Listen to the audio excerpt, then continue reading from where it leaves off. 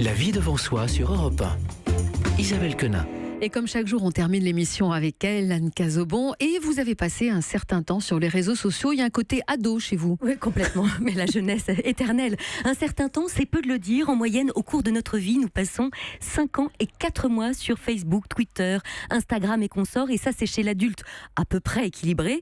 Pour ce qui est de l'adolescent aujourd'hui, en revanche, je pense qu'on peut s'apprêter à tripler la mise. Alors, quitte à passer autant de temps sur votre compte, sur vos profils, vos filtres et vos vidéos, autant que ça serve à quelque chose. Peut-être, ne serait-ce que pour avoir l'impression de ne pas avoir jeté toutes ces années par la fenêtre, juste histoire de se dire que l'on consacre quelques années de sa vie donc à quelque chose de positif, à promouvoir du beau, du sensible, à rendre le monde un peu meilleur, à faire sa part de colibri, comme dit Pierre Rabhi.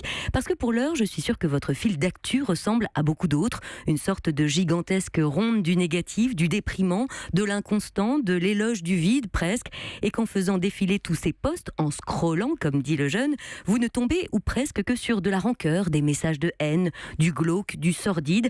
Là, devant vos yeux, le post d'un contact Facebook que vous ne connaissez à peine d'ailleurs, qui pourrit la politique actuelle, celui d'un collègue qui nous fait vivre la prune qu'il vient de se prendre sur son pare-brise et son lot d'insultes pour la contractuelle qui n'a fait que son travail. Il y a celui qui lamine la vie avec un grand V, se sentant pousser des ailes pour partager à ses 453 contacts sa mauvaise humeur, sa frustration, son avis sur la météo peut-être. Il y a celle qui partage le fait divers sordide, qui passionne certes toute la France, mais qui ne se rend pas compte qu'en écrivant à nouveau là-dessus, elle nourrit la peur et perd un peu plus de confiance. Il y a celle qui critique ses enfants, et quand on le fait sur Facebook, c'est un peu comme si on prenait un porte-voix sur la place du marché pour hurler que le petit Léo ne fait toujours pas ses nuits et qu'elle est à 2 doigts de le mettre à l'adoption. Oui, hurler dans un porte-voix dans l'espace public, tout de suite ça sonne différemment, alors que sur Facebook, bizarrement, à l'écrit, on se croit presque tout permis. Mais qu'est-ce qu'on peut faire pour lutter contre, alors on va dire la morosité, mais le mot est faible, qui règne sur les réseaux sociaux? L'une des phrases qui m'inspire au quotidien, c'est presque mon mantra, je dois dire, celle qui me fait lever le matin, c'est celle d'Edith Wharton. Vous savez, c'est cette romancière américaine qui est décédée en France en 1937, qui disait « Il y a seulement 2 manières de répandre la lumière.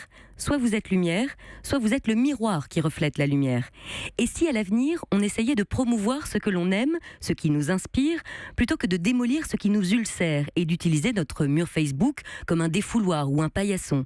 Franchement, posez-vous la question. Est-ce que vous aimeriez lire une ribambelle de posts qui dénigre la vie en général, qui taille des shorts à tout va, qui tape sur le système tant qu'on peut, ou plutôt venir chercher sur ces réseaux de l'inspiration, de la motivation, de belles histoires, écouter des gens qui s'en sont sortis, qui se sont accomplis, qui se sont réparés, qui ont décidé de partager leur expérience pour embarquer le plus grand nombre dans cette spirale vertueuse.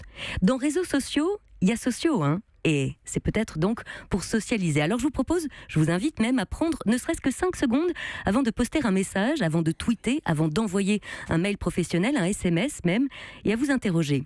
Est-ce que les mots que j'envoie peuvent inspirer quelqu'un, le tirer vers le haut, l'élever? Est-ce que mon post pourra toucher un contact, un ami et l'aider? Est-ce qu'avec ce message, j'apporte une réelle contribution au monde? Ou est-ce que je vais simplement le plomber davantage? Europe 1.